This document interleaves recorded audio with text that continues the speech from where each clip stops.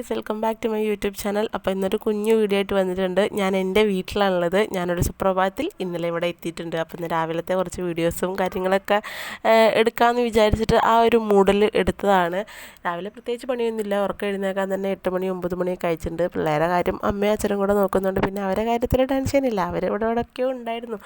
ഏട്ടൻ്റെ വീട്ടിലാകുമ്പോൾ അവർ ലേറ്റ് ആയിട്ടാണ് എണീക്കുക. എൻ്റെ വീട്ടിൽ വന്നിട്ട് എനിക്ക് കുറച്ച് നേരം കിടന്നുറങ്ങാമെന്ന് വിചാരിക്കുമ്പോൾ അവർ എന്നത്തേനേക്കാളും നേരത്തെ എണീറ്റിട്ട് ഒച്ചപ്പാടുണ്ടാക്കിയിട്ട് എന്നെ കൂടെ ഉറങ്ങാൻ സമ്മതിക്കില്ല. അങ്ങനെ ബ്രഷൊക്കെ എടുത്തിട്ട് ഞാൻ പറമ്പിലൊക്കെ നടന്നിട്ട് പല്ല് തേക്കുകയാണ്. അപ്പോൾ രണ്ടുപേരും ഇതാ അച്ഛൻ അവിടെ പാലിറക്കുന്നുണ്ട് തൊഴുത്തിൽ. അപ്പോൾ അച്ഛനെ ചുറ്റിപ്പറ്റിയിട്ട് രണ്ടുപേരും അച്ഛൻ്റെ കൂടെ തൊഴുത്തിൽ തന്നെ ഉണ്ട് കേട്ടോ. വിച്ചുട്ടനാണെങ്കിൽ എന്നത്തേനേക്കാളും നേരത്തെ എണീറ്റിട്ട് ഒച്ചപ്പാടും കാര്യങ്ങളൊക്കെ ഉണ്ടാക്കുന്നുണ്ട്. അതുകൊണ്ട് എനിക്ക് അങ്ങനെ ശരിക്കും അങ്ങോട്ട് ഉറങ്ങാൻ പറ്റിയില്ല. അപ്പോൾ അമ്മയാണെങ്കിൽ അമ്മ ഈ പറമ്പിൽ നിന്ന് മറ്റേ കൂവപ്പൊടി കൂവപ്പായസം ഉണ്ടാക്കുന്ന സംഭവം അത് കുറേ പറിച്ചു കൊടുത്തിട്ടുണ്ട്. അപ്പോൾ അത് ഇടിക്കാനും അതിന് വേണ്ടിയിട്ട് ഇടിച്ച് പൊടിയാക്കാൻ വേണ്ടിയിട്ട് കുറേ സംഭവങ്ങൾ അവിടെ കൊണ്ടുവന്ന് പരത്തിയിട്ടിട്ടുണ്ട്. അപ്പോൾ അതൊക്കെ വൃത്തിയാക്കുന്ന പരിപാടിയിലാണ്. രാവിലെ തന്നെ അമ്മയ്ക്ക് ഇങ്ങനത്തെ കുറേ അല്ലറ ചില്ലറ പരിപാടികളാണ്. ഈ സംഭവങ്ങളൊക്കെ നോക്കുക, പറമ്പിലും പാടത്തൊക്കെ നടക്കുക, നനയ്ക്കാനുണ്ടെങ്കിൽ നനയ്ക്കുക, അതൊക്കെയാണ് ചെയ്യുക. പിന്നെ രാവിലെ കഴിക്കാനായിട്ട് ദോശയും ചമ്മന്തിയും ആയിരുന്നു. അപ്പോൾ ദോശയൊക്കെ അമ്മ അവിടെ റെഡിയാക്കിക്കൊണ്ടിരിക്കുന്നുണ്ട്.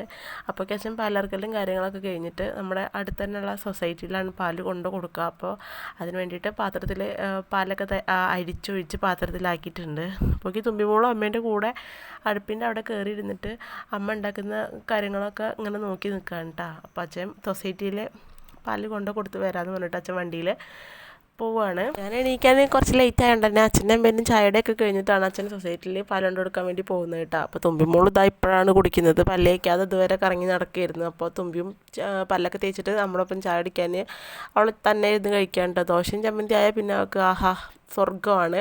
അപ്പോൾ അമ്മ ചൂടോടെ അവിടെ ചുടുന്നുണ്ട്. അപ്പോൾ അമ്മേൻ്റെ അപ്പുറം തന്നെ അടുപ്പിൻ്റെ അടുത്തിരുന്നിട്ട് ദോശക്കല്ലിൽ നിന്ന് ഇങ്ങനെ എടുക്കുക കഴിക്കുക. ആ ഒരു ദോശയ്ക്ക് പ്രത്യേക ഒരു ടേസ്റ്റ് ആണല്ലോ. അപ്പോൾ ഞാൻ അവിടെ അമ്മേൻ്റെ അടുത്ത് തൊട്ടപ്പുറത്ത് തന്നെ ഇരുന്നിട്ട് ദോശ കഴിക്കുന്നുണ്ട്. അമ്മ ചൂടോടെ ഉണ്ടാക്കിയിട്ട് എനിക്ക് ഇങ്ങനെ പ്ലേറ്റിലോട്ട് ഇട്ടിരുന്നുണ്ട് കേട്ടോ.